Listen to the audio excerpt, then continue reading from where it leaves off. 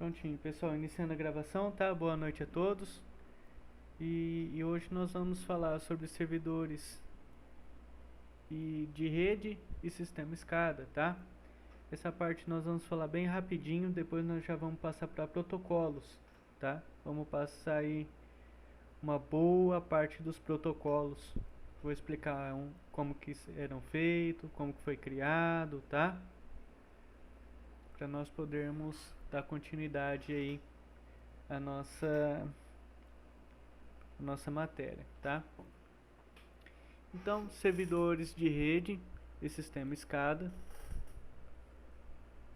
Os servidores de rede, eles desempenham um papel crucial da infraestrutura que sustenta os sistemas web, tá? Então, geralmente, os nossos servidores também ele suporta alguma parte relacionada à web, para poder estar conectando os usuários remotamente, tá? Eles oferecem serviço e recursos por meio de rede, né? Possibilitando a comunicação por endereçamento de IP e portas, tá? Então cada conexão aí vai ter uma porta diferente, tá bom? Pessoal, dá para ler? Ou tem muita informação? Dá sim, professor. Dá para ler, professor? Não, maravilha. É que eu quis deixar essa parte aqui do servidor em um slide só, para ficar mais fácil. Um servidor basicamente é um computador, tá? Geralmente 90% aí das vezes, 99%, ele é um computador de alto desempenho, tá bom? Ou um conjunto deles. Ele pode ser um computador ou vários computadores interligados entre si, tá bom? E esses computadores, eles são dedicados para fornecer serviços, dados ou algum tipo de recurso para qualquer outro tipo de dispositivo. Por exemplo, o sistema SCADA ele pode ter um servidor local, né? Então ele vai estar disponibilizando recursos, né, para consulta de dados e salvamento de dados, tá bom? Os servidores fornecem seus serviços através de rede, uma rede interna ou uma rede interna de uma empresa ou uma rede mundial, né, que nós chamamos de internet, tá? Então, esses computadores podem ser local, acesso local, e pode ser que ele não seja local, ele seja um servidor, por exemplo, da Amazon, né? A Amazon hoje oferece aí servidores para conexão e armazenamento de dados, tá? Tipos de servidores. Existem vários tipos de servidores, cada um com uma função específica. Alguns exemplos incluindo servidores de armazenamento, que armazenam arquivos e permitem o acesso de várias pessoas, e servidores de web, que armazenam arquivos de página web e disponibilizam a visualização para o usuário, né?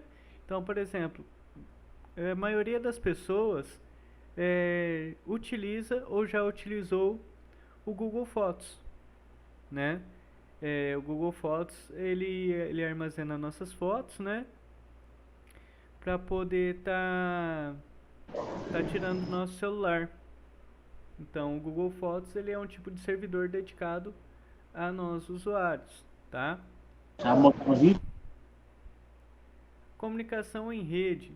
A comunicação em rede refere-se à transferência eletrônica de informações. Comunicação mediada por um computador ou periférico. Com o surgimento de novas tecnologias, muito tende-se facilitando a livre circulação da informação.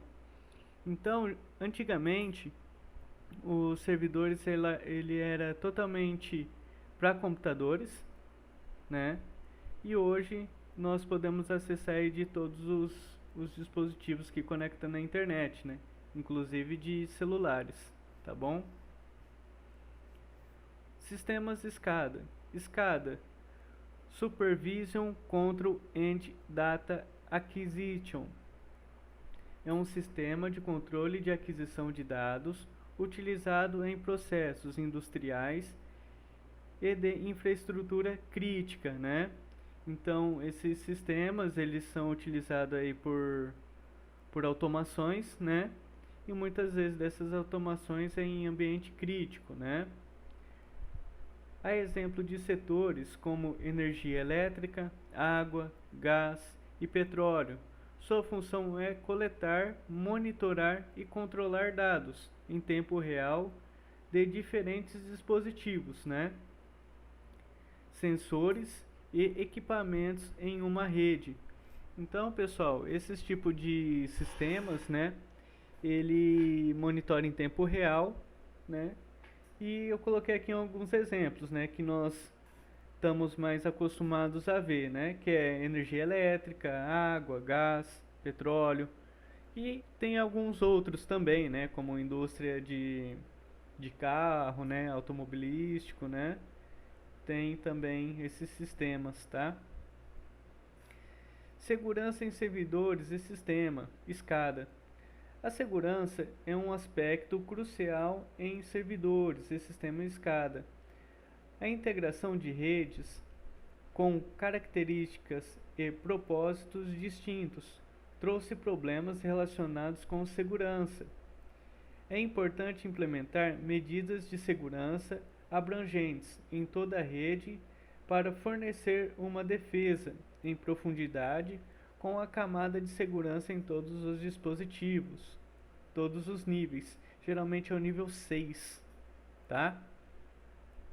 Pessoal, nas outras aulas eu já venho falando, né, sobre essa parte de segurança, né? Então não vou ficar batendo muito nessa tecla, tá? Mas é aquilo lá todo que eu já expliquei nas outras aulas, tá? É crucial. Estudos de caso de servidores de sistema SCADA. Existem vários estudos de caso que demonstram a aplicação de servidores e sistemas SCADA na indústria. Por exemplo, um estudo de caso automatizou uma linha de envase de líquidos de uma empresa situada na cidade de São Paulo. Através do sistema supervisionário SCADA, expondo possíveis melhorias, flexibilidade, redução de custo na produção, disponibilidade da máquina e constatação de erros manuais na coleta de dados. Então, pessoal, esse sistema ele é muito importante para a nossa indústria, né?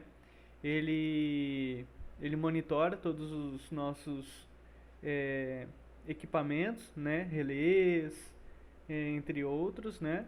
Que faz essa comunicação. Eles nos dão uma base ali do que está ocorrendo em tempo real, tá? Pessoal, protocolos.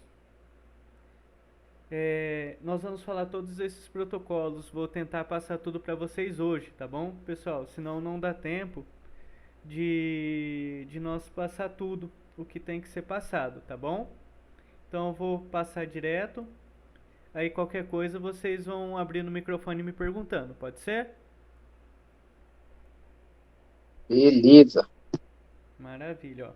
Então, protocolos de internet, né? TCP, UDP, IPv4, IPv6, ICMP, ARP, RARP, DNS, DHCP, SNMP, FTP, TFTP, Telnet, HTTP, POP, SMTP e o Industrial Buses e Industrial Ethernet.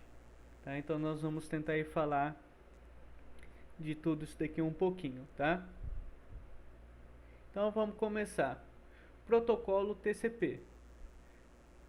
Pode não parecer, mas para que a internet pode operar, uma série de protocolos e tecnologias funcionam de maneira invisíveis sem parar e de forma quase instantânea.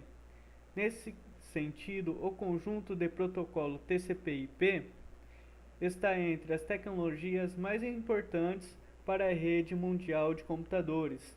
Então, pessoal, esse protocolo ele é um dos mais importantes, tá? Que nós temos aí na nossa rede, que ele faz toda a comunicação entre as redes, independente de qual for a internet, tá? O TCP/IP é um conjunto de protocolos que possibilita a comunicação entre computadores e servidores, formando a internet. Ele combina o protocolo de controle de transação, o TCP, responsável pela transmissão de dados, com o protocolo da internet, o IP, que identifica os computadores e servidores. Tá? Então esse protocolo ele identifica computadores e servidores. Tá? Um pouquinho da história dele. A história do TCP/IP se confunde com as origens da própria internet.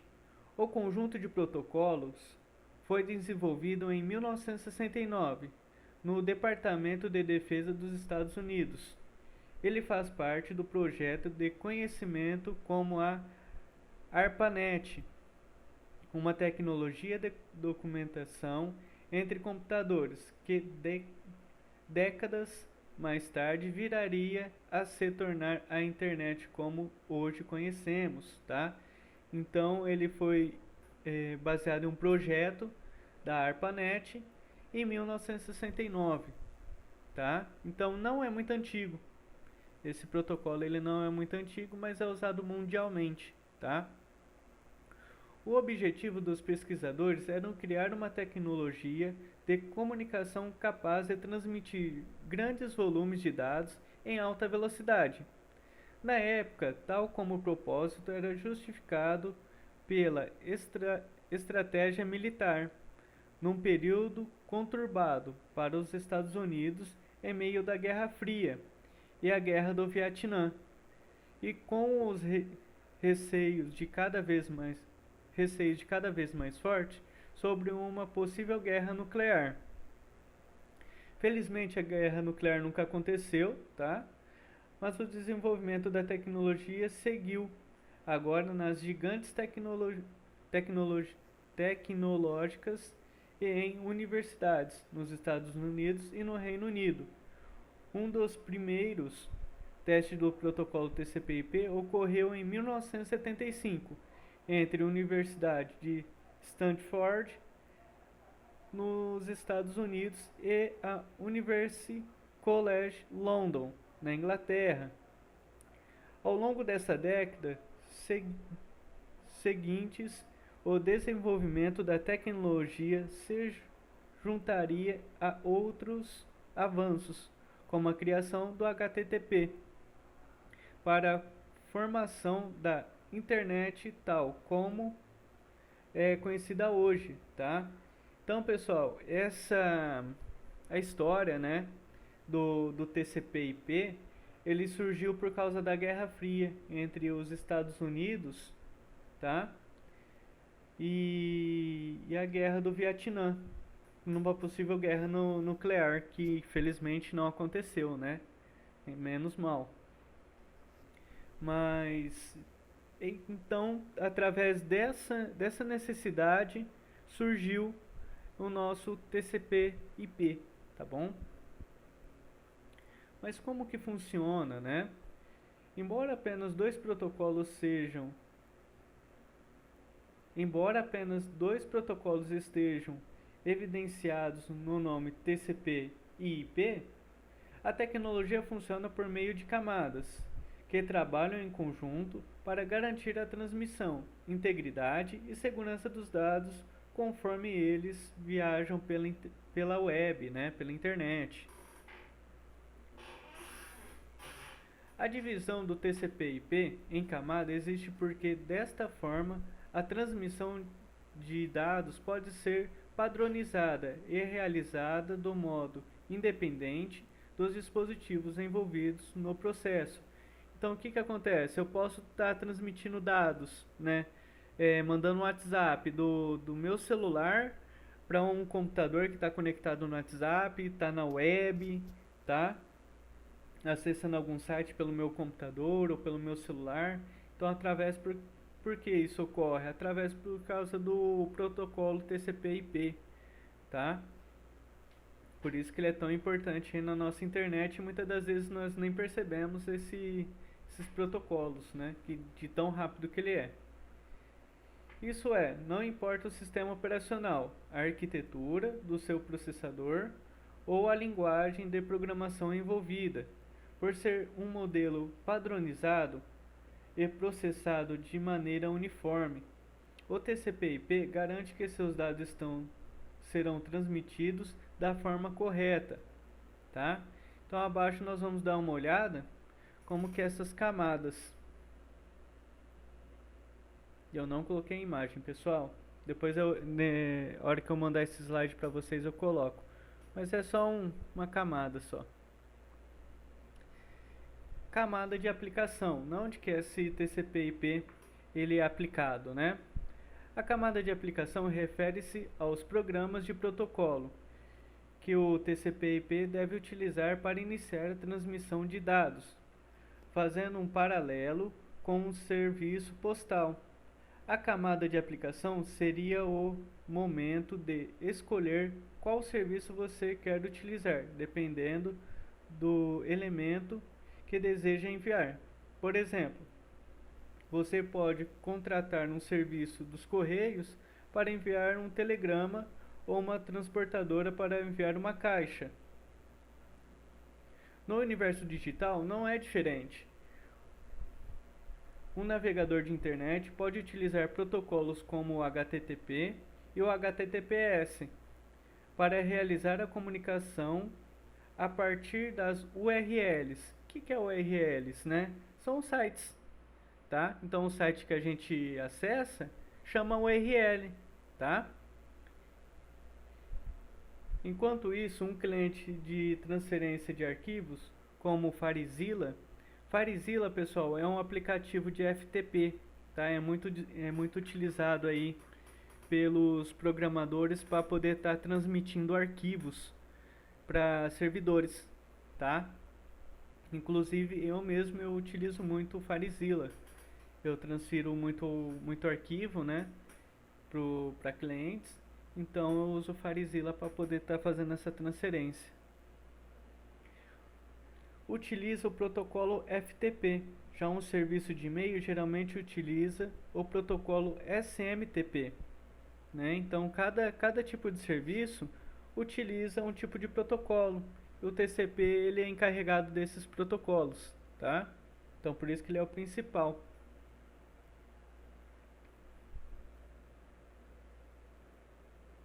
Deixa eu ver aqui.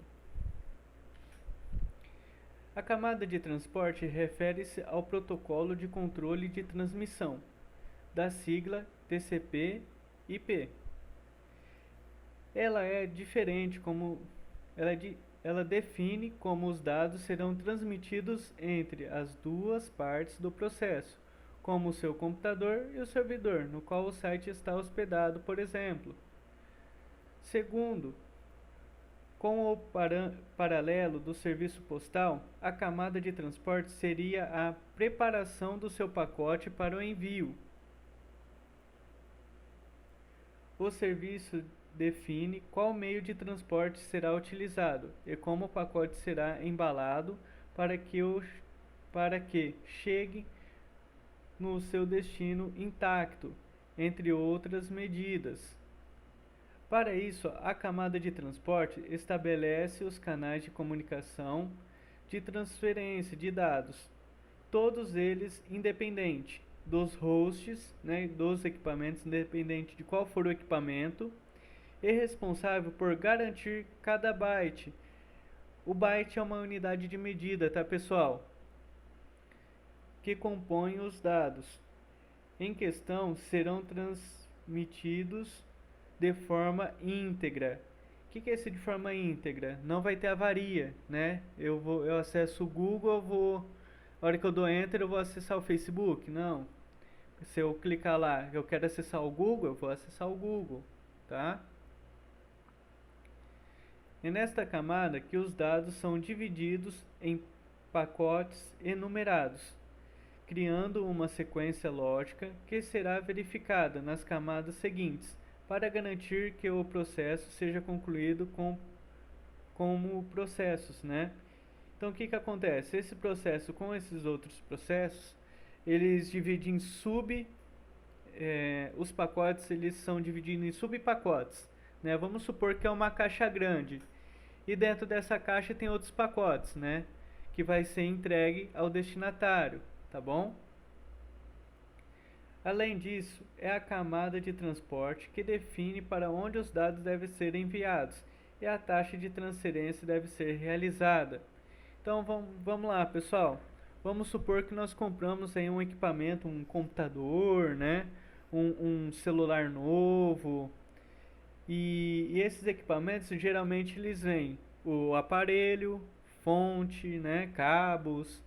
Então o TCP/IP ele separa, né? Ele dá preferência ali a separações em pequenas partes e para poder fazer esse envio, tá? Para realizar esse processo, o TCP usa chamadas portas, elementos numéricos que identificam os pontos de cada transferência de dados. As portas são sempre utilizadas em conjunto com o endereço de rede, como o endereço IP, sobre o qual falaremos mais abaixo. Por serem identificados numericamente num padrão de 16 bits, as portas vão de 0 até as 65535. Alguns números de portas são universalmente utilizados para departamentos de processo, tá? Por exemplo, a porta 20 é transferência de dados via FTP. A 21 é controle de comando via FTP. A 22 é o login no SSH. 25, recebimento de e-mails via SMTP. Então, pessoal, o que acontece? Cada porta dessa daqui, que nós chamamos de porta, né, que é essa numeração, é um protocolo diferente. Então, toda vez que nós recebemos um e-mail, por exemplo, a nossa internet libera essa porta 25, nós recebemos o e-mail, né, e depois fecha. Então, isso é o FTP trabalhando, tá? A porta 80 é para site HTTP, sem a segurança, tá? Esse HTTP, geralmente nós não usamos mais, geralmente nós usamos o HTTPS. Mas algumas integrações, né, do governo ainda usam o HTTP, tá? Então, ainda possuem um pouquinho do HTTP, tá? Vale notar que, embora o TCP seja um protocolo mais utilizado na camada de transporte, outros protocolos também podem ser utilizados. Podem ser citados como exemplo o SCTP, o System Control Transmission Protocol, e o UDP, User Datagram Protocol. Pessoal, até aí tudo certo?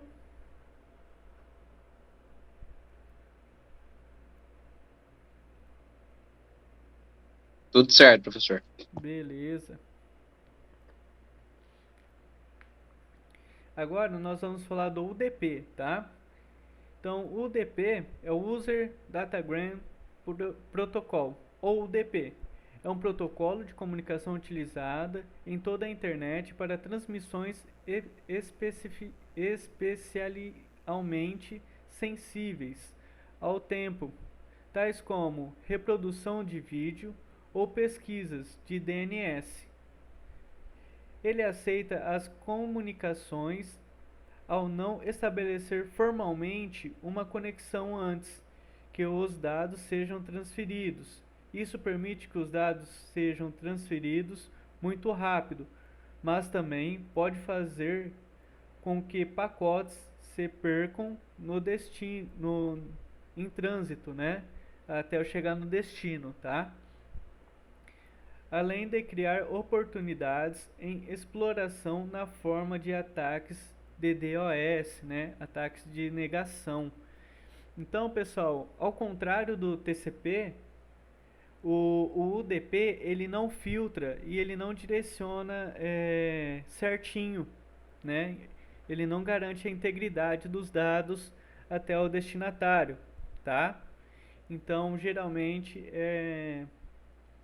esses tipos de acesso via UDP é mais para vídeo, VoIP, tá? Que é telefonia por IP. Usa esse tipo de protocolo porque ele é mais rápido do que o TCP, tá? Mas como que funciona, né, esse protocolo UDP? Como todos os protocolos de rede, o UDP é um método padronizado de transferência de dados entre dois computadores em uma rede. Em comparação com outros protocolos, o UDP realiza esses processos de forma simples, envia pacotes, tá?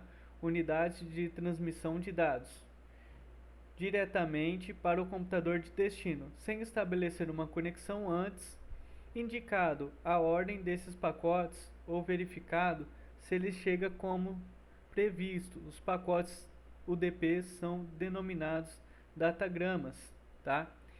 Então ele só envia. Ele não verifica, ele não compacta, não separa ali os pacotes em pacotes menores. Ele só envia, tá? Então, é perigoso a integridade desses dados, tá? Então, por isso que é só geralmente utilizado aí para streamer, né? Para streamer de vídeo, como o YouTube, Netflix, tá? E VoIP, que é telefonia, tá? Então, esses protocolos, eles só mandam, eles não têm filtro, nem nada. TCP versus UDP. O UDP é mais rápido, mas menos confiável que o TCP. Outros protocolos de transporte comum. Em cada comunicação, o TCP ou os dois computadores começam estabelecendo uma conexão por meio de um processo autorizado chamado handshake. Somente depois que esse handshake for concluído, um computador realmente transferirá pacotes de dados para o outro, né? Então, pessoal, primeiro o TCP ele estabelece a conexão, né? Conectou, beleza, agora eu transmito. O que é isso? Isso é mais segurança para nós, né? Para nós usuários padrões aí da internet. Que aí hackers, né? Ele dificilmente ele vai conseguir interceptar alguns dados do protocolo TCP, tá? O UDP ele já consegue, tá? As comunicações UDP não passam por esse processo. Em vez disso, um computador pode simplesmente começar a enviar dados para o outro, sem autorização, sem nada, ele só vai e vai ser feliz. É só isso, né? Que ele faz, tá bom?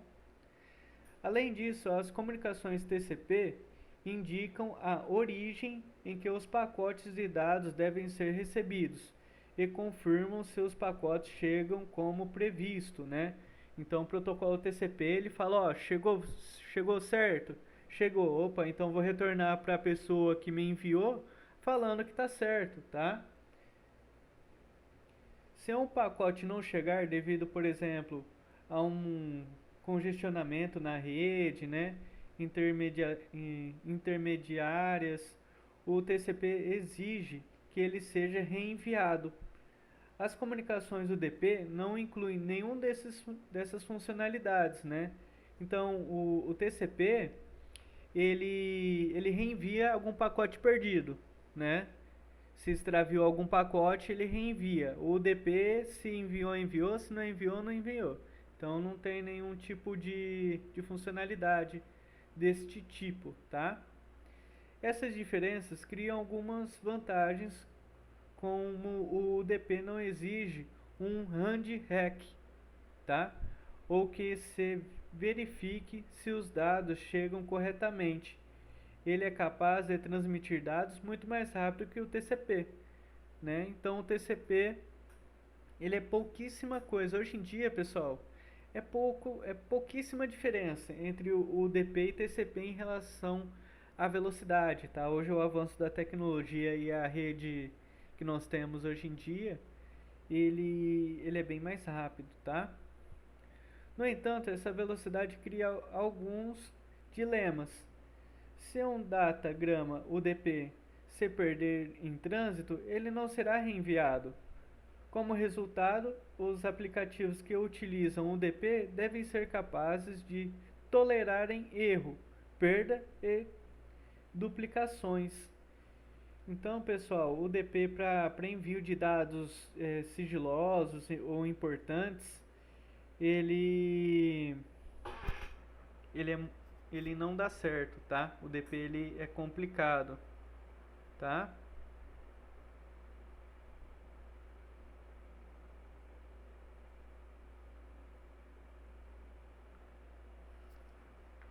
No entanto, essa velocidade, né?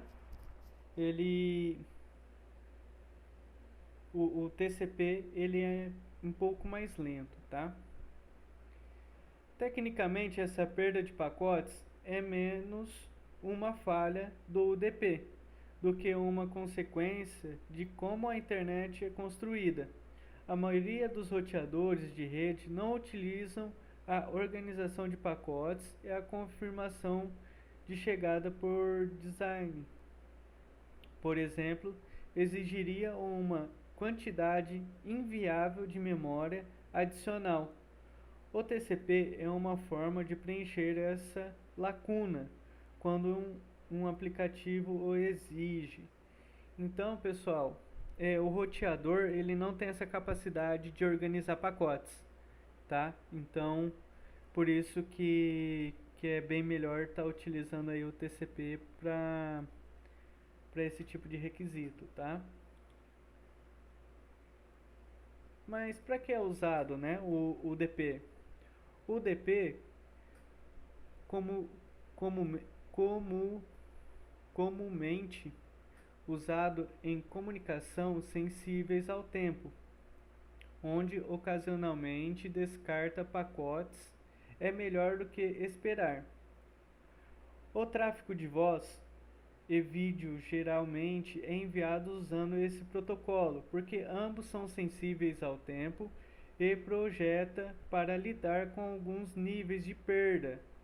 Por exemplo, o VoIP, né, voz sobre IP, que é usado por muitos serviços de telefonia baseados na internet. Então, pessoal, foi o exemplo que eu dei anteriormente, né? O UDP, ele é para isso. Ele é para vídeo e voz, que é o VoIP, tá? Geralmente opera em UDP.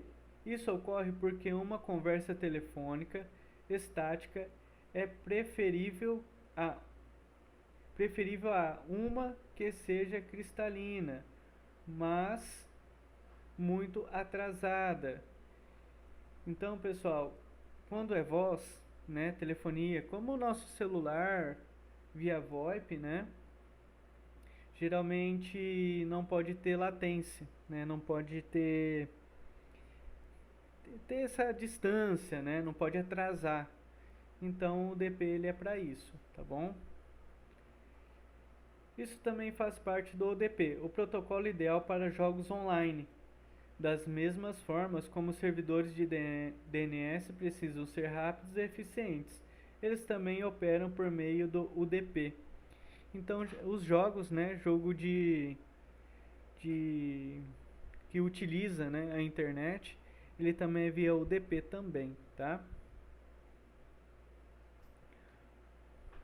Mas vamos lá, falamos aí do UDP, que o UDP é somando os dados, né? Então tá aqui, ó, o porquê nós não utilizamos muito o UDP, tá? Os riscos do UDP, como a perda de pacote, não são um problema sério na maioria dos casos de uso. Entretanto, o UDP pode ser explorado para fins maliciosos. Como o UDP não exige um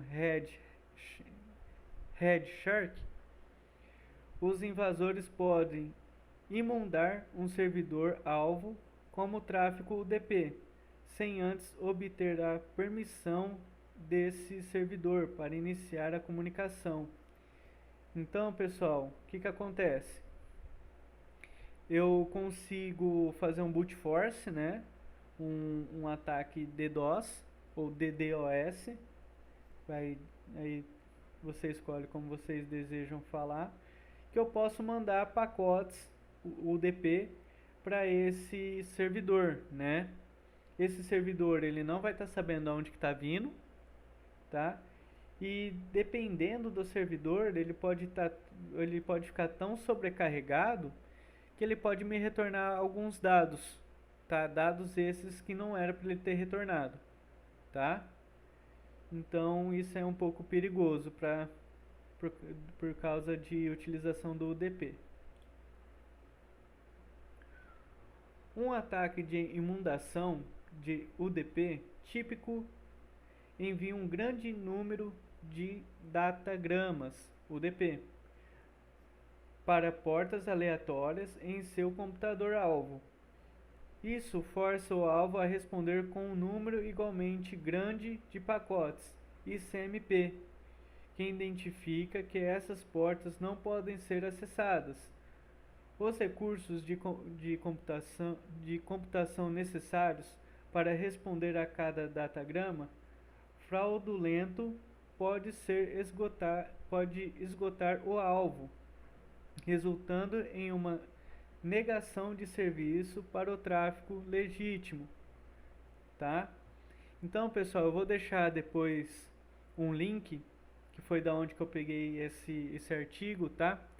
Ele tá em inglês, mas é só clicar com o botão direito e traduzir que dá pra ler, tá bom, pessoal? Isso vai ajudar muito na prova.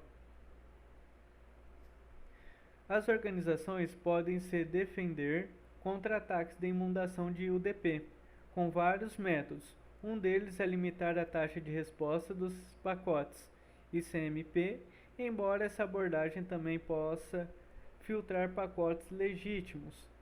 Outro método é receber e responder ao tráfego UDP por meio de uma rede intermediária de muitos data centers distribuídos, evitando que um único servidor de origem seja sobrecarregado com solicitação fraudulentas, tá? Então, essas são algumas medidas, tá? Para poder estar evitando esses tipos de ataque, porém não resolve, tá?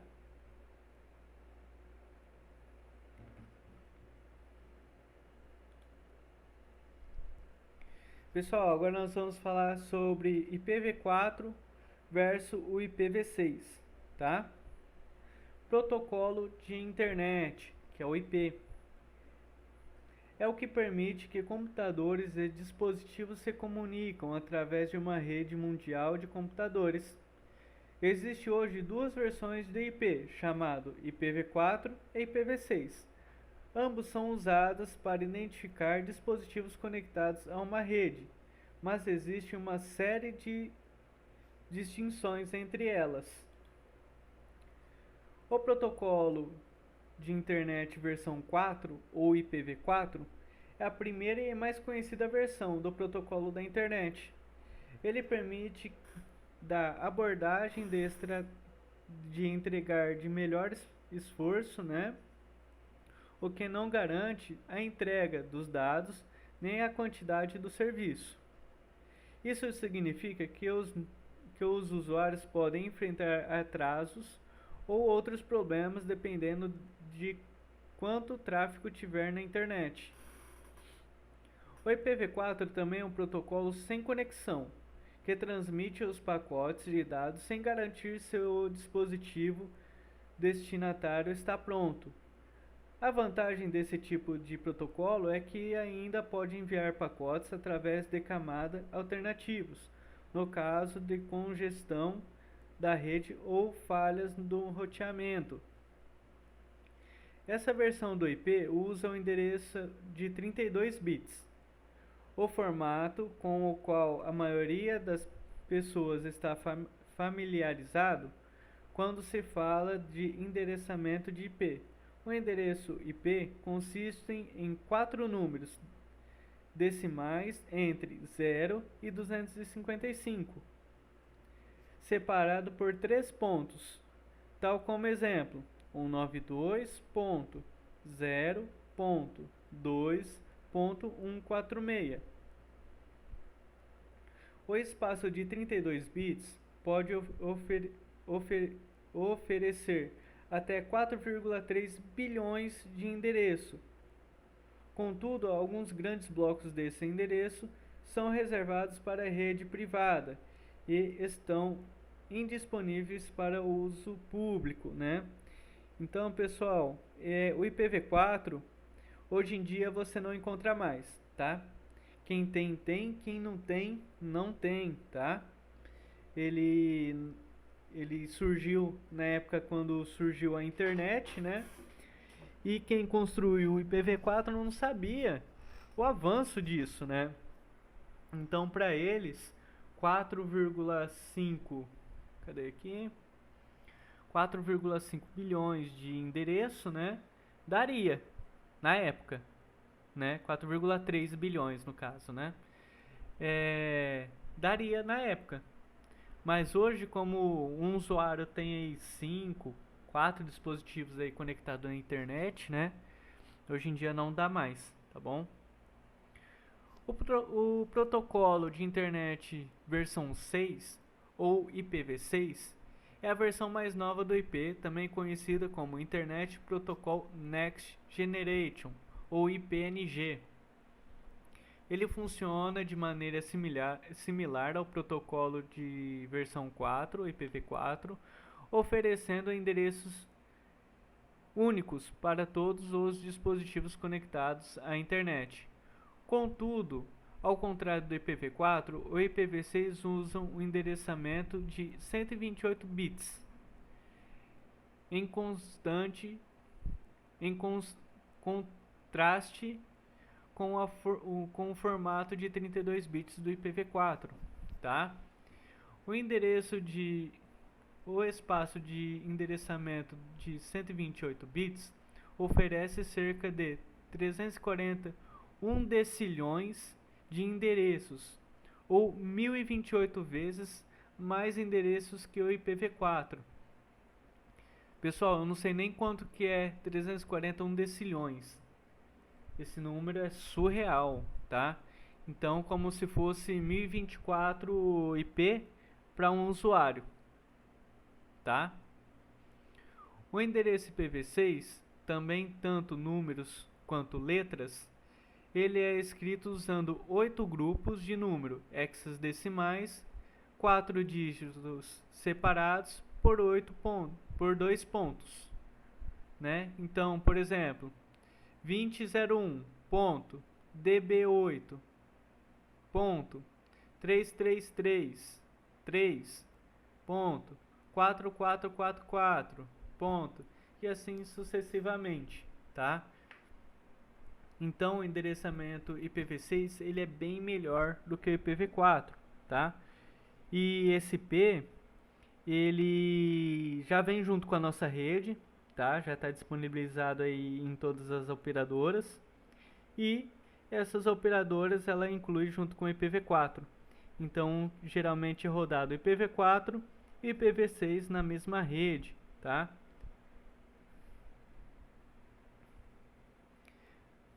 Além de ter mais endereços IPs, o IPv6 também tem um cabeçalho mais simples do que o IPv4.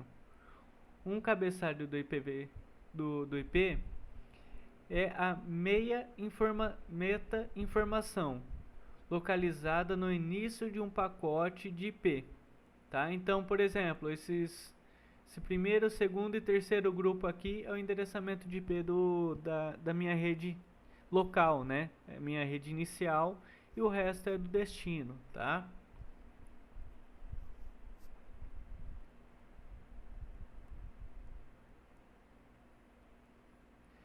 O cabeçalho do IPv6 vem com um novo formato de projeto para minimizar o seu tamanho, fazendo que o processamento dos pacotes seja mais eficientes.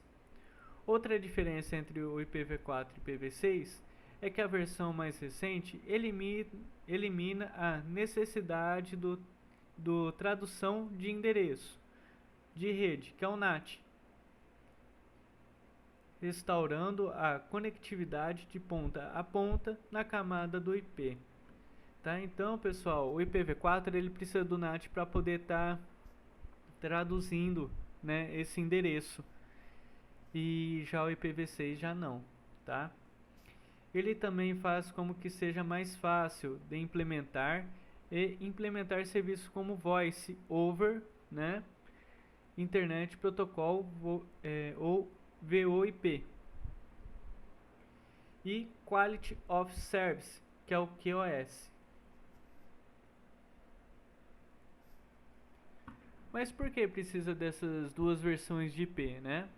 O número máximo de endereço de IPv4 também pode parecer grande, mas ele não é suficiente para acomodar todos os dispositivos conectados ao redor do mundo, especialmente com a popularização dos equipamentos de internet das coisas, que é o IoT. Então, pessoal, quando vocês falam lá, Alexa, liga meu ar-condicionado, Alexa, liga minha televisão, esses tipos de dispositivos são equipamentos IoT, tá? Que é a internet das coisas, tá bom? O IPv6 chega para satisfazer a necessidade de mais endereço de internet. Contudo, enquanto o mundo caminha na direção desses protocolos, ainda é necessário usar o IPv4. Muitos sites, pessoal, muitos serviços, até hoje em dia, eles utilizam apenas IPv4.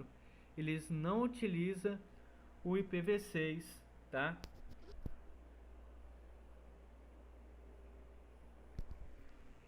Enquanto grandes produtores de conteúdo, como o Facebook e Netflix, agora podem ser acessados via IPv6. Apenas 19,1 dos 10 milhões de sites mais acessados, né? Mais acessados segundo a Alexa, estão acessíveis através desse protocolo. Isso mostra que ainda há uma longa jornada até o IPv6 se tornar totalmente adotado. Pessoal, quando eu comecei a trabalhar com redes, não existia ainda o IPv4. Não existia aqui no Brasil, né, no caso. Porque o Brasil, infelizmente, ele é um pouquinho atrasado em algumas coisas, né? Então o IPv6 ainda ele não tinha no Brasil. E quando foi implantado o IPv6, muitas coisas não funcionou, tá? Inclusive acessos a Facebook, Instagram, né? Na época não lembro se já tinha o Instagram, mas tivemos problema também com o Instagram por causa do IPv6, né? Foi bem complicado no começo, tá? Mas hoje em dia tá rodando aí o IPv6 em qualquer computador, então qualquer dispositivo hoje já tem os dois protocolos, tá? Então tá bem melhor hoje em dia. O IPv6 oferece as vantagens que o seu antecessor, principalmente porque ele vem com IP Security, que é o IP de segurança, tá? Trata-se de um grupo de protocolos que cuida da segurança das comunicações de rede na camada do IP. O IPsec tem 3 componentes que aumentam a segurança, diferentes aspectos da comunicação de rede, que é o Authenticator Regis. Ajuda a rede a verificar de onde veio um pacote e se a transmissão foi modificada. Eles também podem evitar que hackers criam pacotes de dados fraudulentos para infectar um dispositivo ou aplicativo com malware. Encapsuled Security Payload adiciona criptografia e outra camada de autenticação para proteger a transmissão de dados. Internet Security Association and Carrier Management Protocol, que é o ISAKMP, define os atributos de segurança de dois dispositivos vão usar para trocar dados. Apenas o IPsec pode ser usado no IPv4.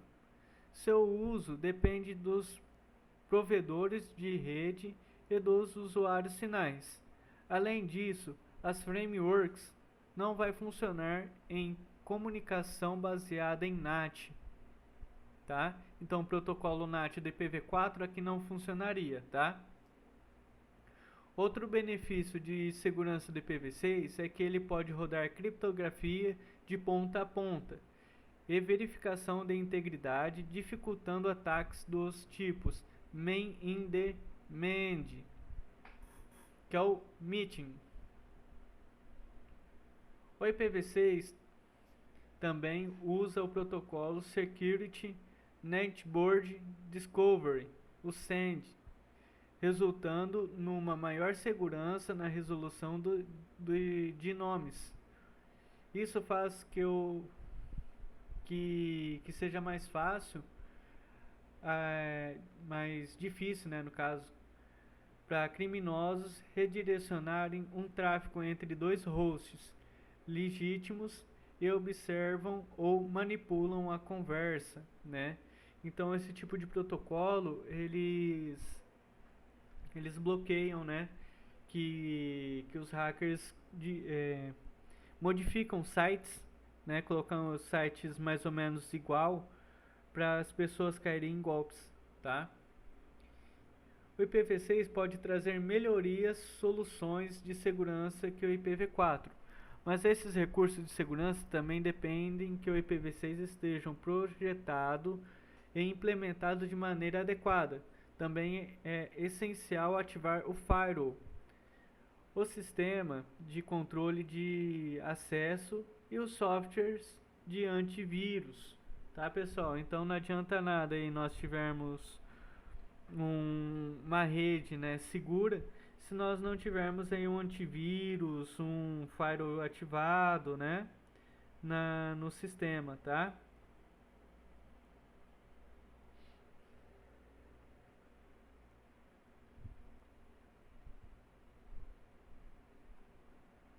A provedora de serviços de segurança, Security, rodou uma série de testes em sites que suportam IPv4 e IPv6 e descobriu que ambos entregam a mesma velocidade em conexões diretas. Contudo, outra evidência sugerem que o IPv6 é mais rápido que o IPv4. Uma dessas provas é um estudo em Akamai que mostrou melhorias de desempenho do IPv6 em comparação com o IPv4 nas 4 principais operadoras de internet móveis nos Estados Unidos. Outra evidência é a observação da equipe de engenharia do Facebook, que detalha que é 10 a 15% mais rápido acessar a rede social usando IPv6 ao invés do IPv4. A diferença entre o IPv4 e o IPv6 faz que a versão mais nova seja levemente mais rápida e que as conexões IPv6 acessam a redes diferentes. Apesar do IPv4 ser um pacote de cabeçalho maior do que o IPv6, ele precisa passar por servidores NAT com estados definidos para viajar através da web.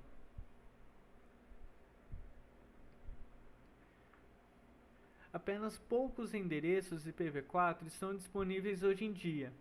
Até mesmo o RIPE-NCC, que é dos registros nacionais de internet, o RIRS, anunciou que não tem mais serviços IPv4. Contudo, o IPv4 ainda será usado na internet num futuro próximo, antes que a gente possa desligá-lo completamente. Esses são os motivos. É caro substituir os equipamentos IPv4, fazer upgrade de software e hardware projetados para trabalhar com o IPv4 é caro e consome muito tempo. Falta de compatibilidade. Muitos dispositivos e sistemas mais antigos ainda não incorporáveis com o IPv6. Isso pode causar alguns problemas, incluindo o erro de DNS. A maioria dos operadores de rede adotam a abordagem de esperar e ver, com o custo para rodar tanto o IPv4 e o IPv6, ou para implementar o DualShock. É alto, tá? Que é o DualShock? Ele entrega o IPv4 e o IPv6, tá? Na mesma rede. Muitos operadores de rede escolhem se manter no IPv4 e esperar até mais para mudar a rede para IPv6.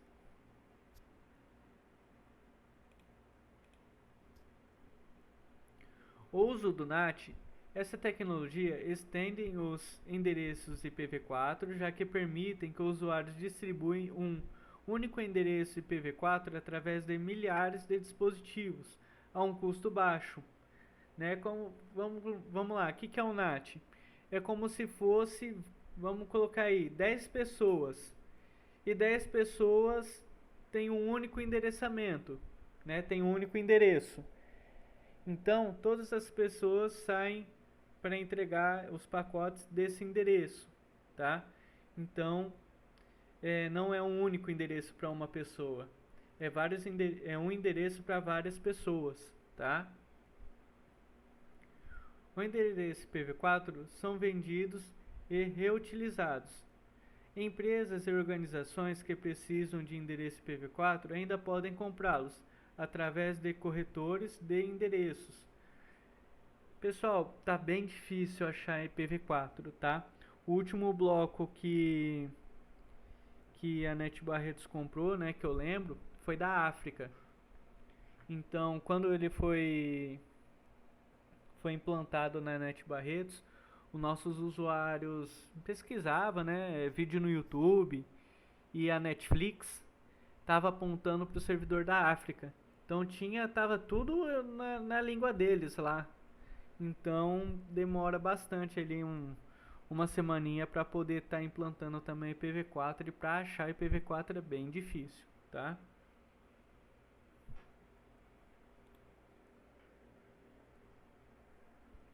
Adaptação ao IPv6. Pode parecer mais fácil se manter no IPv4, mas a implementação dessa versão mais antiga também pode ser cara. Afinal, os preços dos equipamentos IPv4 são determinados por ofertas e demanda. Além disso, usar o NAT como uma alternativa ao IPv6 vem com alguns lados negativos. Um deles é que o NAT foi como uma tecnologia temporária, então ele pode não funcionar muito bem com alguns aplicativos e protocolos. Esses problemas indicam que a implementação do IPv6 é a única solução viável para o crescimento da internet. A boa notícia é que a transição para IPv6 já começou.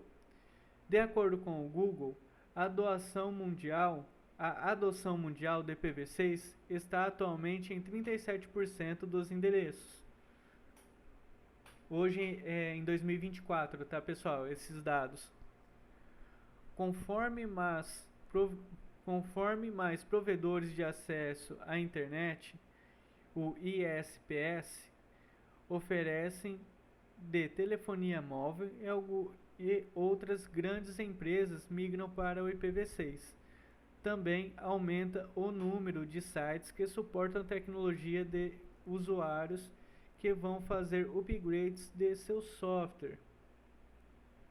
A migração do IPv4 para o IPv6 está progredindo de maneira muito lenta, devido aos motivos mencionados anteriormente, mas podemos esperar uma implementação mais rápida nos próximos anos. Então, pessoal, essa tecnologia do IPv4, uma hora ela vai acabar, tá? Não sabemos aí se vai ser mais 10 anos, 20 anos, tá? Mas a tecnologia do IPv6 está aí para suprir a nossa necessidade. Pessoal, até aí tá tudo certo?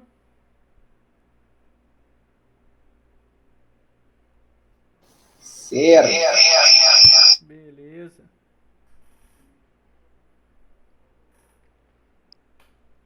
Então, protocolo ICMP.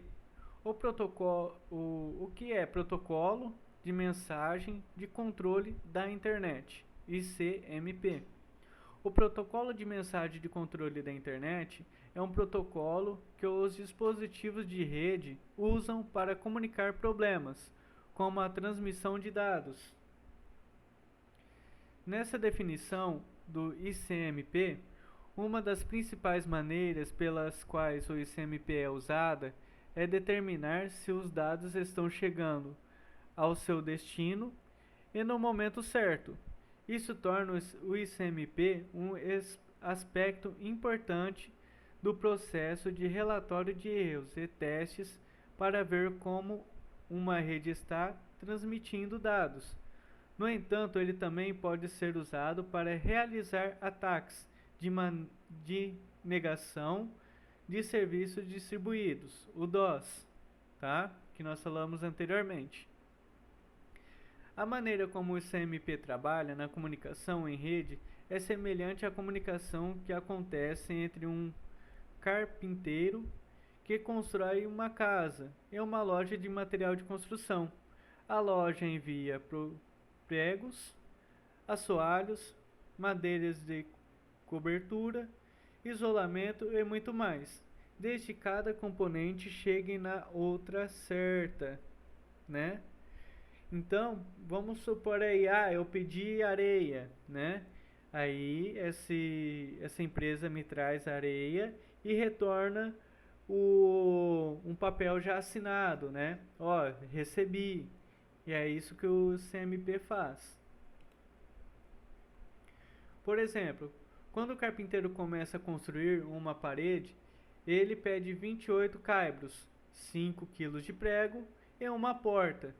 Ele precisa colocar os pregos primeiro, os caibros por segundo e a porta por último.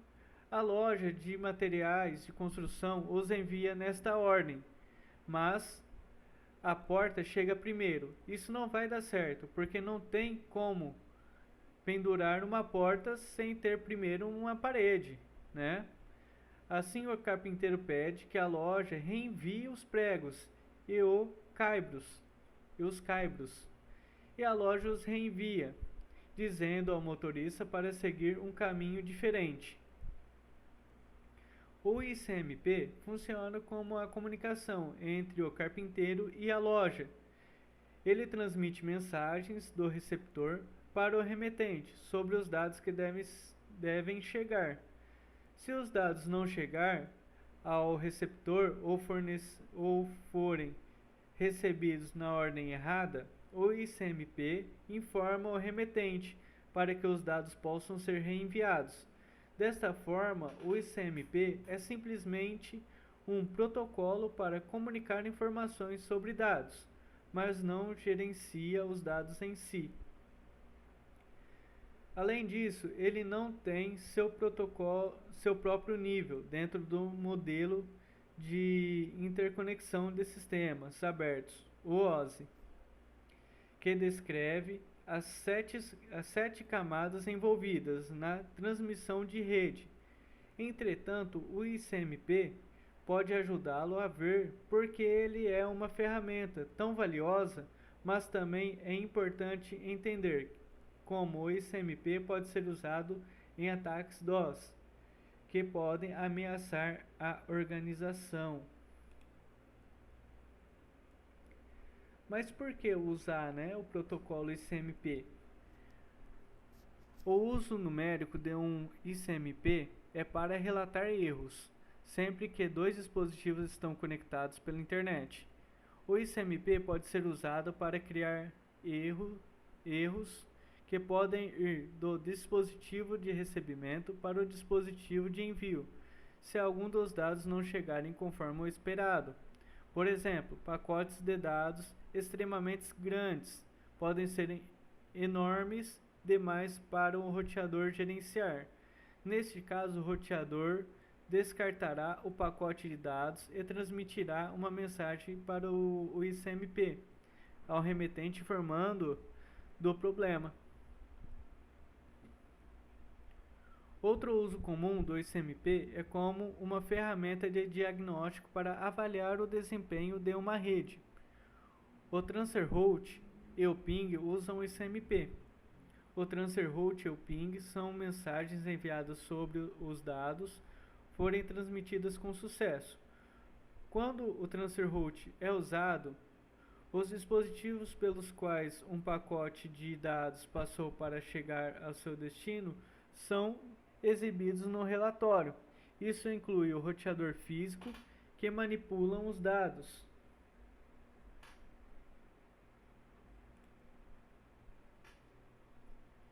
O Transfer Route também é informado quanto tempo levou para os dados irem de um dispositivo para o outro. Cada vez que os dispositivos vão entre os roteadores, a viagem é chamada de salto. As informações reveladas pelo Transfer Route podem ser usadas para descobrir quais dispositivos ao longo da rota estão causando atraso.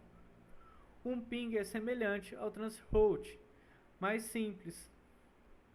Ele informa quanto tempo leva para os dados fiquem entre dois pontos, entre o ponto de destino e o ponto de remetente.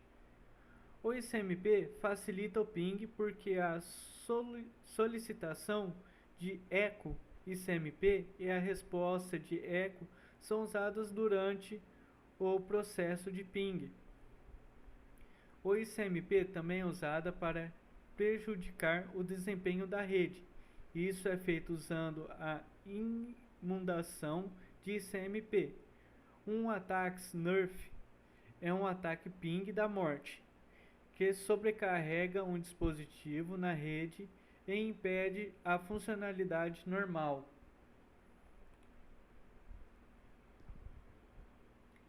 Protocolo ARP ou ARP, tá? Quando um novo computador entra em uma rede LAN, lhe é atribuído um endereçamento de IP exclusivo para o uso na internet, na identificação e comunicação. Pacotes de dados chegam a um gateway destinados a uma máquina host específica. O gateway ou hardware é uma rede que permite que os dados fluam de uma rede para outra, solicitada que o programa ARP ou ARP encontre um endereço MAC, na aula passada ou aula retrasada eu falei sobre o MAC, O MAC é como se fosse um CPF que cada computador, cada dispositivo que é conectado à rede possui, tá? Que corresponda ao endereço IP. O cache ARP mantém o registro do endereçamento de IP e o seu endereço MAC correspondente. O cache ARP é dinâmico, mas os usuários em uma rede também podem configurar uma tabela ARP estática contendo endereços de IP e endereços MACs. Então eu posso atrelar o endereço IP para um endereço MAC, tá? Geralmente empresas aí que não quer que os usuários conectem à internet, nos seus dispositivos particulares, eles usam esse atrelamento, tá?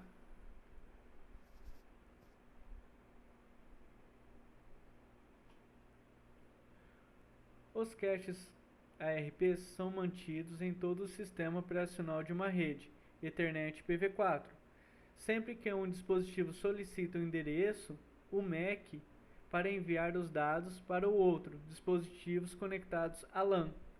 O dispositivo verificado em seu cache ARP para ver se a conexão do endereço IP ao MAC já foi concluída. Se ela existir, será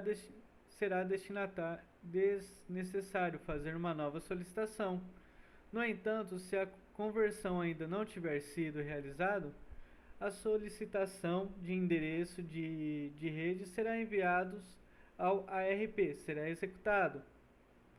O tamanho do cache é limitado por design, e os endereços tendem a permanecer no cache por algumas ou alguns minutos. Ele é plugado regularmente para liberar espaço. Esses designs também são destinados à privacidade e segurança para enviar o endereço IP, seja roubados ou falsificados durante o cyberataque. Enquanto os endereços MAC são fixos, os endereços IPs mudam constantemente. Então, pessoal, o MAC ele é fixo, ele é como se fosse o CPF do equipamento, né? Os IPs eles variam de acordo com a demanda, tá?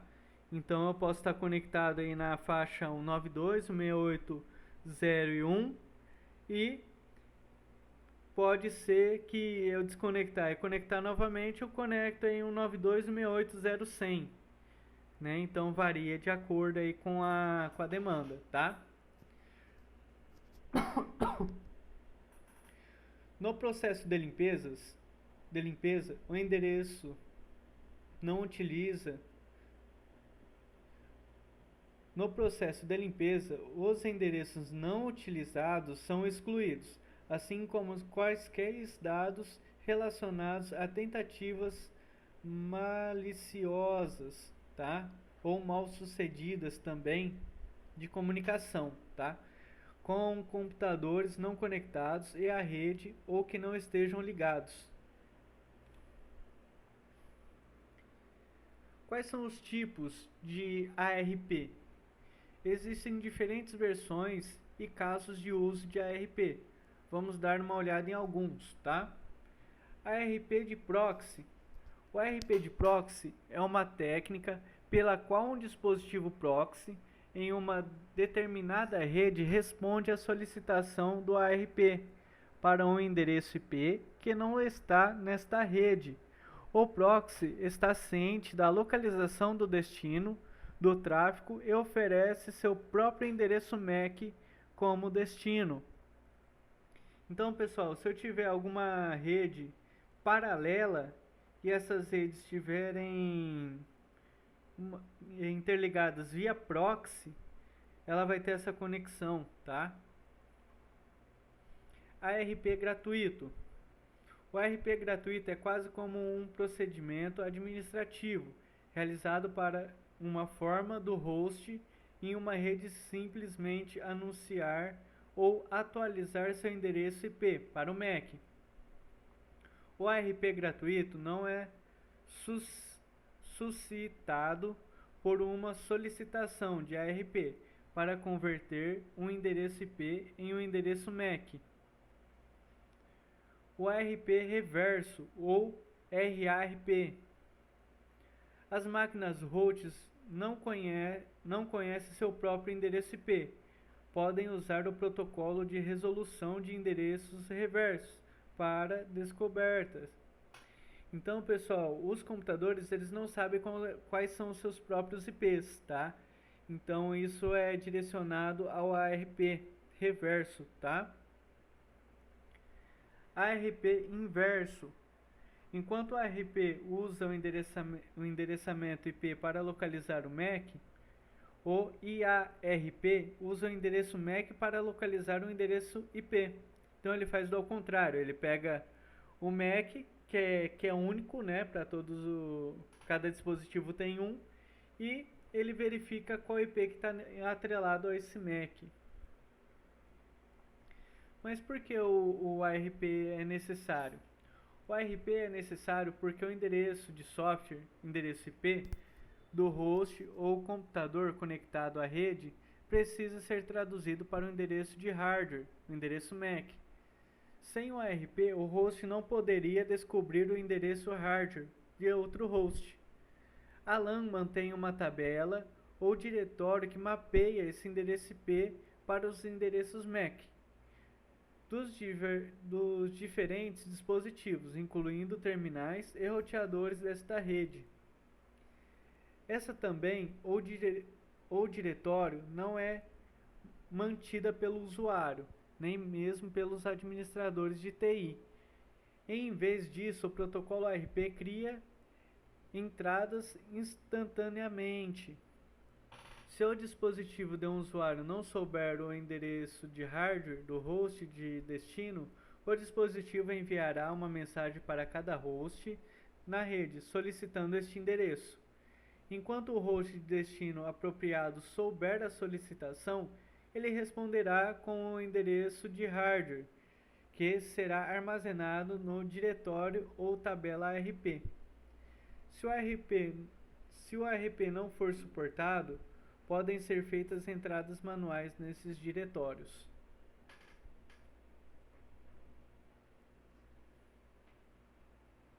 O que é ataque de falsificação de ARP? Envenenamento de ARP.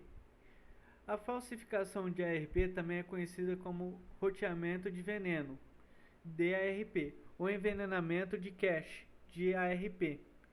Esse é um tipo de ataque no qual um criminoso cibernético envia mensagens ARP falsas para uma LAN com a intenção de vincular o endereço MAC e ao endereço IP de um dispositivo ou roteador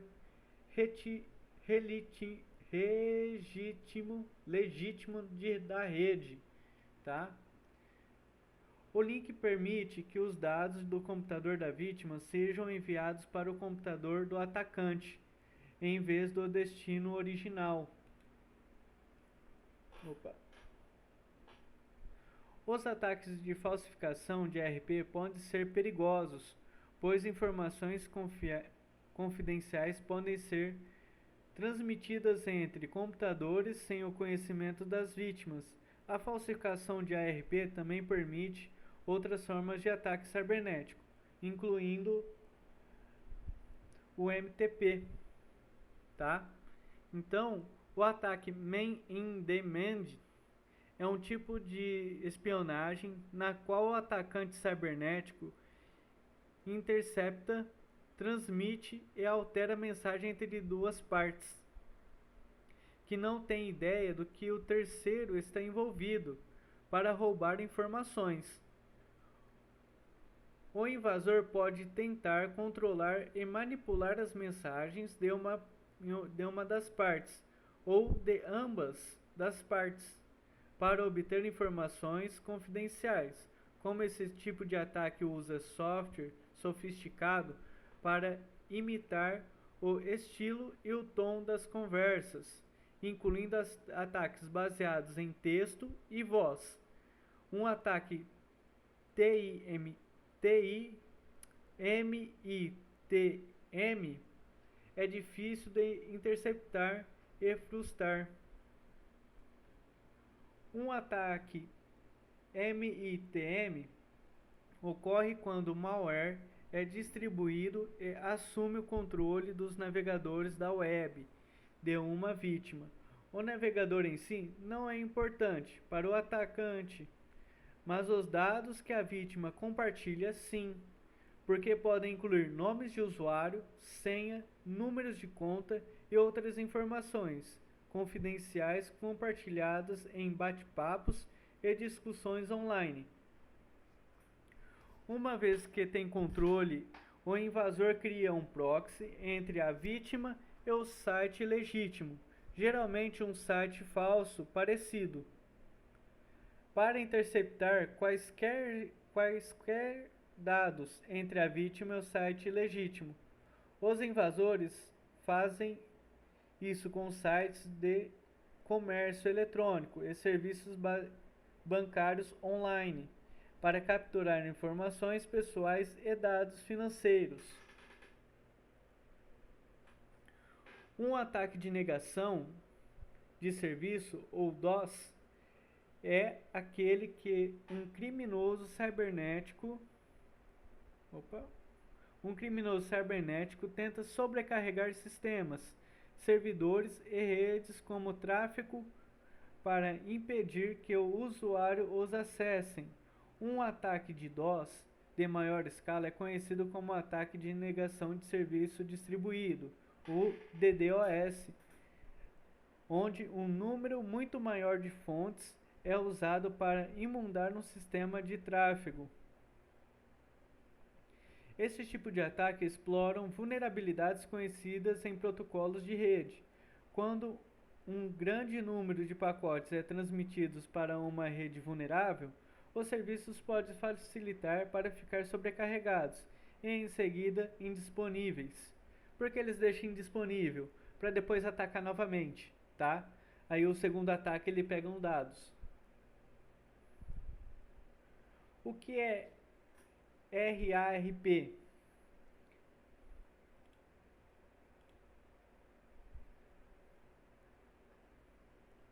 O Reverse Address Resolution Protocol é um protocolo de rede usado para mapear um endereço físico, o MAC, para um endereço de protocolo na internet, que é um IP. É o inverso do protocolo de resolução de endereço, o ARP, mais comumente usado, que mapeia o endereço IP para o endereço MAC. O ARP foi desenvolvido nos primórdios das redes de computadores como uma forma de fornecer endereço IP para a estação de trabalho sem disco ou outros dispositivos que não podiam armazenar seus próprios endereços IPs. Com o RARP, o dispositivo transmitiria seu endereço MAC e solicitaria um endereço IP. E um servidor de RARP na rede responderia com o endereço IP correspondente. Embora o RARP tenha sido altamente utilizado no passado, ele foi amplamente substituído por protocolos mais recentes, como o DHCP, Distance Host Configuration Protocol, que fornece mais flexibilidade e funcionalidade na distribuição dinâmica de endereços IPs.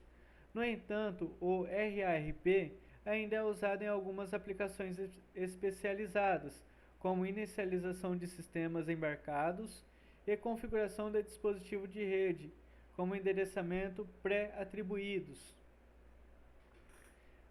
O RARP é especificado na RFC 903 e opera a camada de enlace de dados no modelo OSI. Foi amplamente substituído pelo ARP e DHCP nas redes modernas, mas desempenhou um papel importante no desenvolvimento de protocolos de rede de computadores e continua a ser usado em determinados contextos.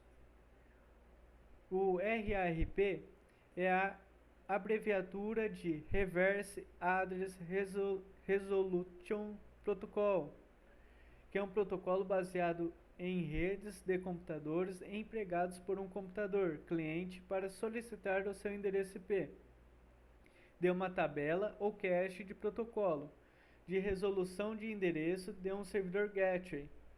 O administrador da rede cria uma tabela no gateway router que é usado para mapear o endereço MAC para o endereço IP correspondente.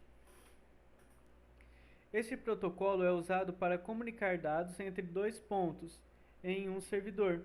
O cliente não precisa necessariamente conhecer previamente as identidades dos servidores capazes de atender sua solicitação. Os endereços Media Address Control, o MAC, requer configurações individuais nos servidores feitos por um administrador. O RARP limita apenas o fornecimento de endereços IPs.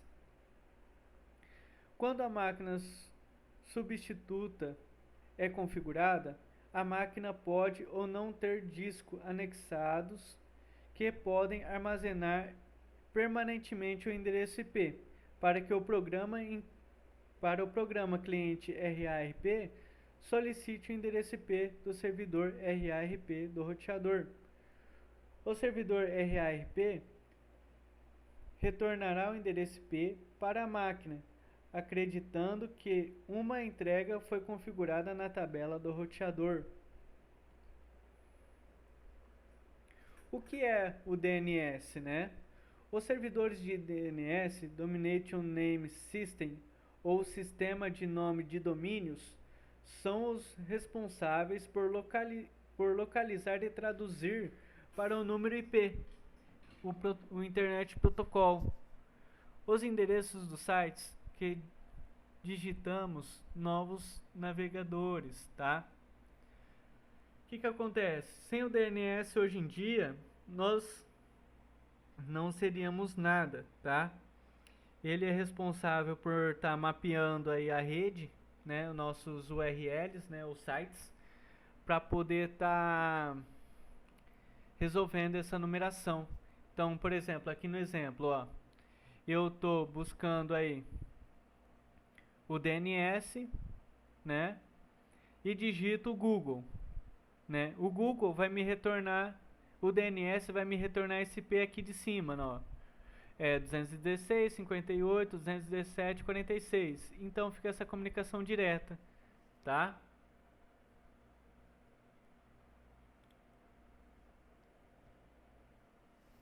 Neste momento é importante entender que cada domínio possui um único endereço de IP, que também não há possibilidade de sites diferentes possuírem a mesma URL. No entanto, diferentes URLs podem jogar aos usuários para o mesmo site, desde que seja o mesmo proprietário. Embora todas essas requisições sejam feitas em frações de segundo, não são raras as vezes que ocorrem gargalos e lentidão na conversão. A solução é criar uma espécie de cache DNS, que assim como a memória cache que estamos habituados, armazena consultas recentes para não ter que ficar repetindo o processo toda vez para acessar o endereço que já conhecidos, tá? Mas o que é o DHCP? Talvez você nunca tenha ouvido falar do servidor DHCP, Dynamic Host Configuration Protocol. Mas esse protocolo, em quase todas as redes atualmente, foi adotado como o prioritário.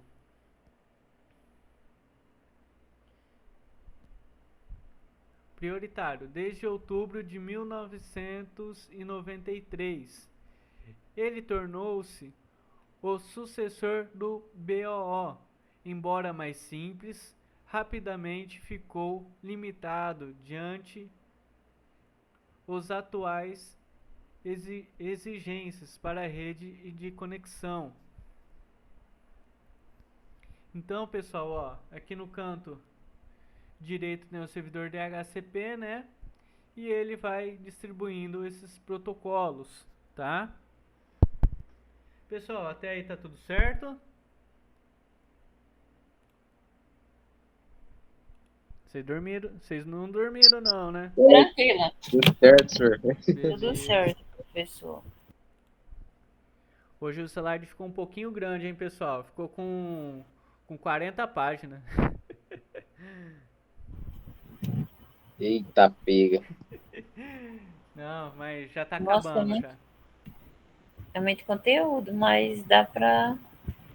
Bastante.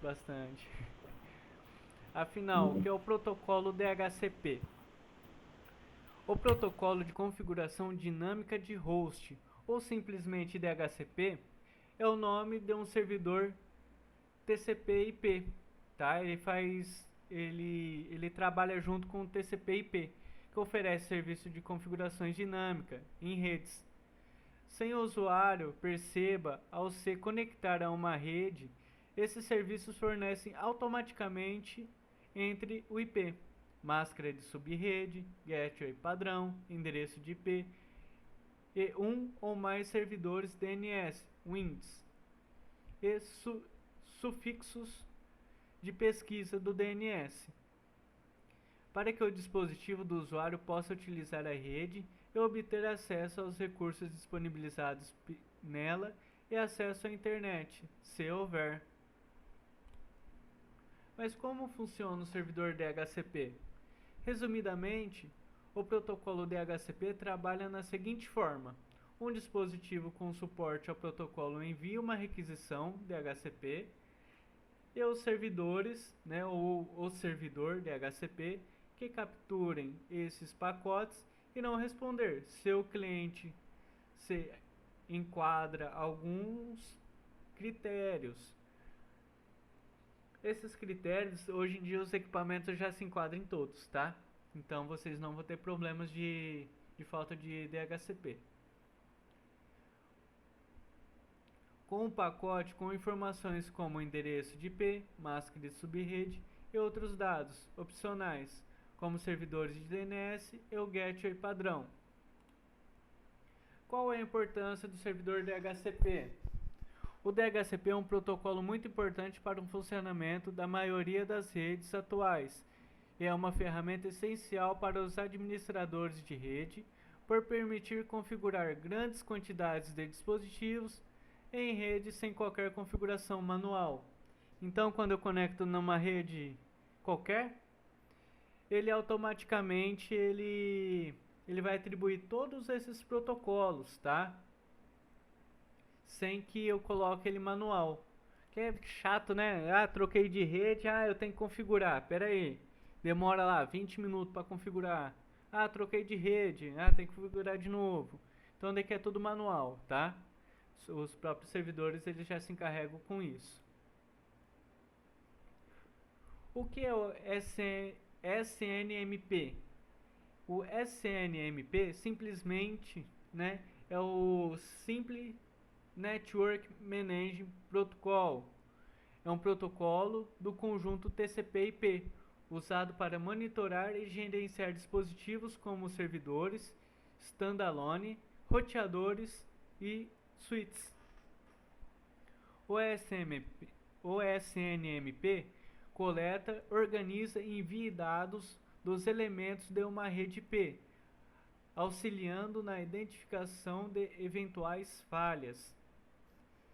Definindo pelo Internet Architecture Board no RFC 1157, esse protocolo é amplamente usado para trocar informações entre sistema de gerenciamento de rede e os dispositivos conectados. Essa troca de informação envolve enviar notificações sobre o funcionamento dos componentes da rede para sistemas de gerenciamento, como estações de trabalho ou servidores. O SNMP possui várias versões, sendo que as mais comuns são as versões 1, 2 e 3, respectivamente, conhecidas como SNMPv1, SNMPv2 e SNMPv3. A versão SNMPv3, ao contrário das versões anteriores, inclui mecanismos de segurança melhorados, como sistema de automação e de criptografia. Então essa é a versão V3, é a mais utilizada e ele fornece aí a criptografia de dados, Então isso é muito importante para o nosso dia a dia.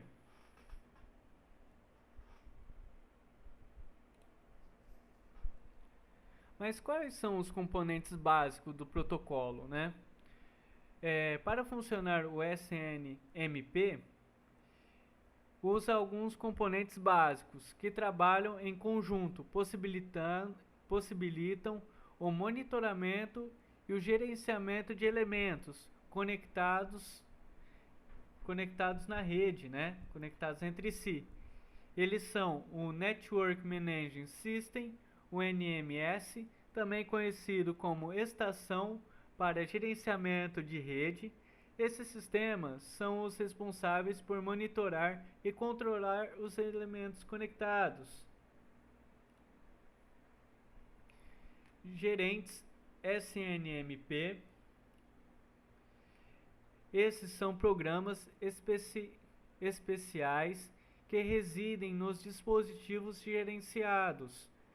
Eles coletam e armazenam informações sobre o uso do componente em uma estrutura de dados conhecida como MIB, Management Information Base, ou BASE, né?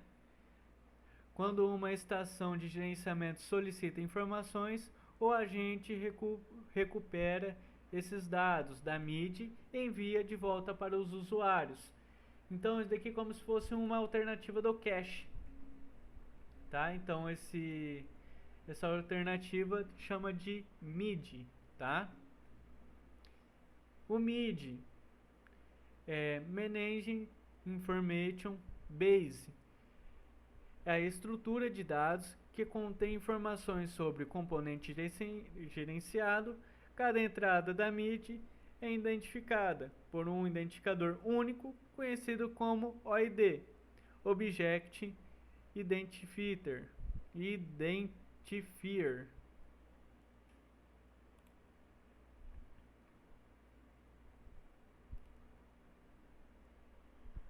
O que é protocolo de transferência de arquivo? O File Transfer Protocol, ou FTP.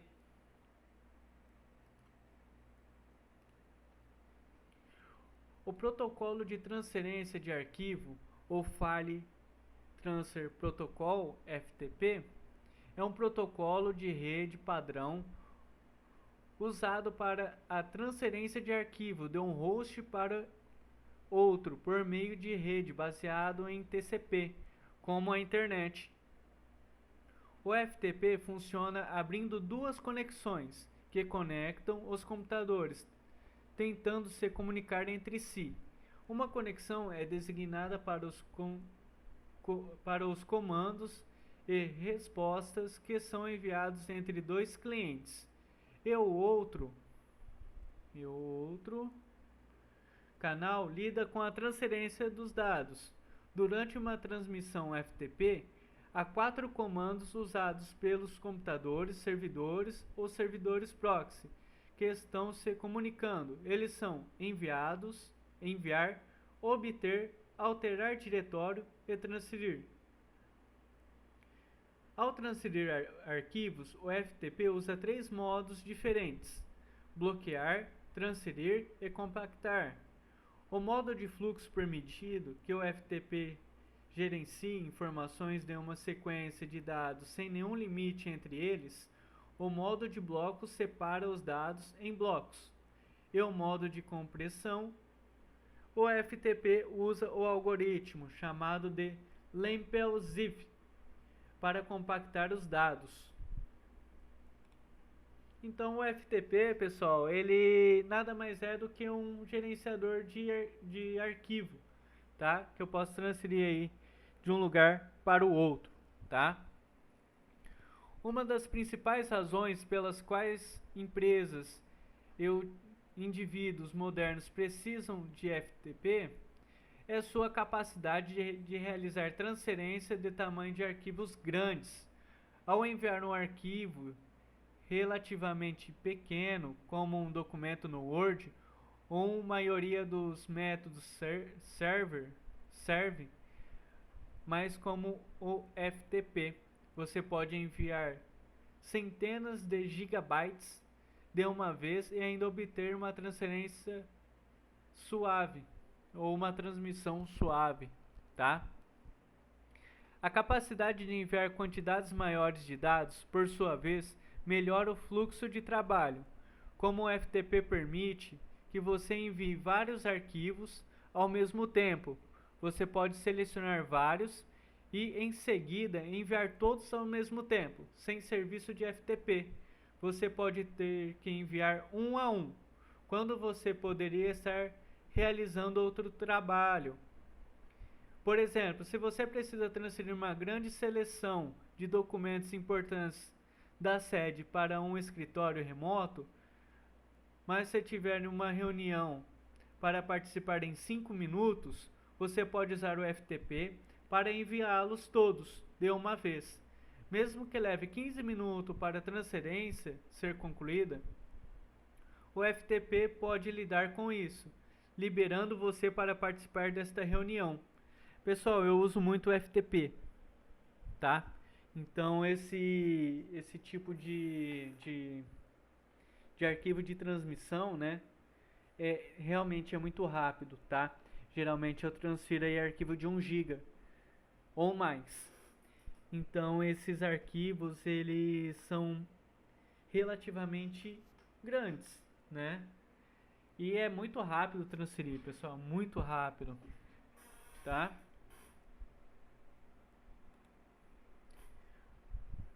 O que é TFTP? Como administrador de rede, você pode encontrar uma tecnologia conhecida como TFTP. O que é TFTP exatamente? O TFTP, ou Trivial File Transfer Protocol, é um protocolo simples de alto nível para transferência de servidores de dados usado para inicializar estações de trabalho sem disco, terminais X e roteadores usado User Data Protocol, ou UDP. Embora possa parecer semelhante, o TFTP funciona de maneira diferente do FTP, o File Transfer Protocol, e do HTTP, Hypertext Transfer Protocol. Embora o TFTP também seja baseado na tecnologia FTP, o TFTP é um protocolo totalmente diferente. Entre as diferenças está o protocolo de transporte do TFTP usa o UDP, que não é seguro, enquanto o FTP usa o protocolo de controle de transmissão, o TCP, para proteger as informações. O TFTP foi projetado principalmente para ler ou gravar arquivos, usando um servidor remoto. No entanto, o TFTP é um protocolo multinacional que pode ser aproveitado para uma série de tarefas diferentes. O FTP ele é usado por profissionais de TI e administradores de sistemas. Normalmente usam configurações TFTP para transferir arquivos, inicialização remota sem disco, utilizando códigos, fazendo backup das configurações de rede, fazendo backup dos arquivos de configuração do roteador, salvando imagens ISO, iOS, inicializando PCs sem disco.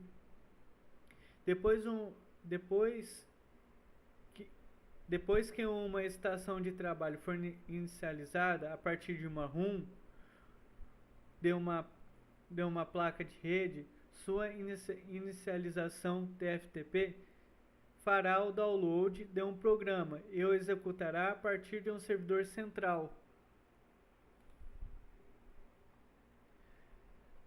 Tá acabando, pessoal, tá acabando. O HTTP. O HTTP é um protocolo de transferência que possibilita que a pessoa que inserem a URL do seu site na web possam ver os conteúdos e dados que nele existem. A sigla vem do inglês Hypertext Transfer Protocol. Esse sistema é a base da comunicação que exige em toda a internet, em que os sites e conteúdos que tragam hiperlinks possam ser encontrados mais facilmente pelo público por meio de um clique no mouse ou um toque na tela. Qualquer servidor que você escolha para hospedar o site da sua empresa tem um programa projetado para receber solicitações HTTP. Portanto, o navegador que você usa é um cliente HTTP, que envia solicitações constantes ao seu servidor. Assim quanto um usuário acessa ou digita a URL do seu site, o navegador cria uma solicitação HTTP na web e envia um endereço de IP, indicado pela URL. Desta forma, o servidor recebe essa solicitação e envia os arquivos solicitados, que nada mais são do que o site que acessamos na internet. Então, pessoal, o que acontece? Todos os sites que nós acessamos, né? Vocês podem perceber. A hora que você clica lá no site, lá no rodapé, onde você digita o site, ele vai estar lá, http ou https, // e o site, tá? Então, esse HTTP é o Hypertext Transfer Protocol, tá? Então, esse é o protocolo de resolução de URL, tá? O termo HTTP foi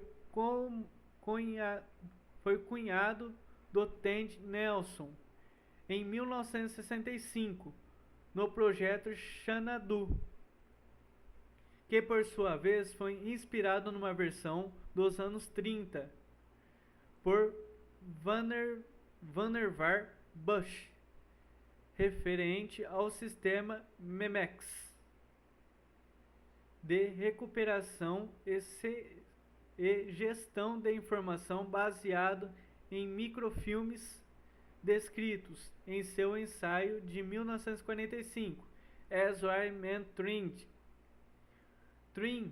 Berners-Lee e sua equipe foram os responsáveis por inventar o HTTP original, justamente com o HTML, e a tecnologia associada a um servidor da web e um navegador da web baseado em texto.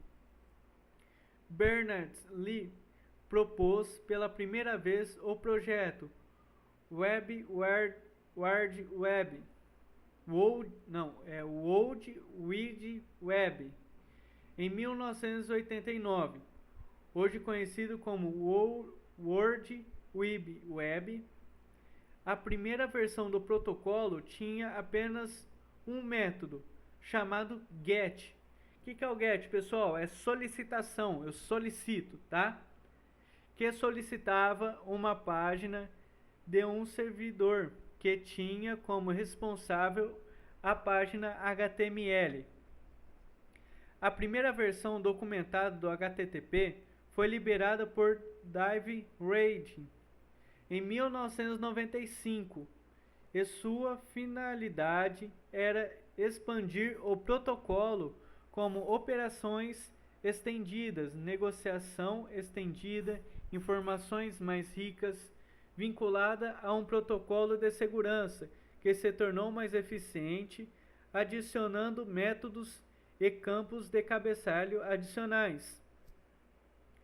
O HTTP foi rapidamente adotado pelos principais desenvolvedores de navegadores no início de 1996. O padrão HTTP 1.1, como foi definido no RFC 2068, foi oficialmente lançado em janeiro de 1997, enquanto melhorias de atualização do padrão HTTP 1.1 vieram em junho de 1999. Então, pessoal, o HTTP, né, junto com o HTML, não é tão antigo assim, tá?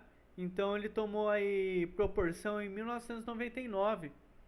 Faz pouquinho tempo aí, ó, logo ali. Por fim de 2007, o HTTP Bits Working Group foi formado em parte para revisar e esclarecer a especificação do HTTP 1.1. Em junho de 2014, o WG divulgou uma especificação atualizada de 6 partes da obsoleta RFC 2616. Como funciona, né, o HTTP? O HTTP é um protocolo baseado em texto, sem conexão. Isso significa que as pessoas que acessam o site da sua empresa enviam solicitações aos servidores que as exibem de forma do seu site, em formato em texto, imagens e outros tipos de mídia. Depois que a solicitação é atendida por um servidor, a conexão entre o usuário e o servidor é desconectada. Então, pessoal, é o seguinte, quando eu solicito, por exemplo, Facebook, a hora que eu clico no Facebook, eu faço a conexão com o Facebook e depois ele interrompe, tá? Não é uma conexão direta que fica lá conectado, tá? Uma nova conexão deve ser feita a cada solicitação, isso é, cada vez que alguém acessar o seu site.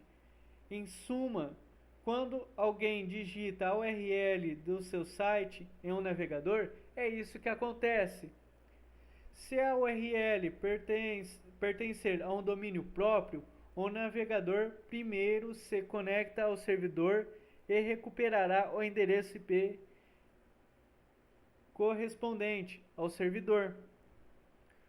No navegador, se conecta ao servidor e envia uma solicitação HTTP para a página da web, desejando que neste exemplo é o seu site. O servidor recebe a solicitação e verifica se a página desejada, se a página existir, o servidor a mostrará. Se o servidor não conseguir encontrar a página solicitada, ele enviará uma mensagem com o erro HTTP 404, que quando o 404 é o que quando eu não consigo achar a página, tá? Ou seja, página não encontrada. O navegador então recebe a página de volta e a conexão é fechada. Caso a página exista, e é isso que se espera, o navegador analisa e procura outros elementos necessários para concluir a sua exibição, o que inclui seus textos, imagens e afins. Para cada um desses elementos, o navegador faz conexões adicionais às solicitações HTTP para o servidor para cada elemento. Quando o navegador termina de carregar todos os elementos, a página será carregada na janela do navegador. Bastante coisa, não é mesmo? E aí, pessoal, bastante coisa? Coisa pra dedéu, você tá doido. Depois eu vou disponibilizar esse slide, tá? Pra vocês. É bom, é bom. É bom, porque, nossa, mãe. Então, contudo, é isso, pessoal, tá? Essa foi a aula de hoje. Foi bastante informação, bastante coisa, tá? Vou interromper aqui a nossa gravação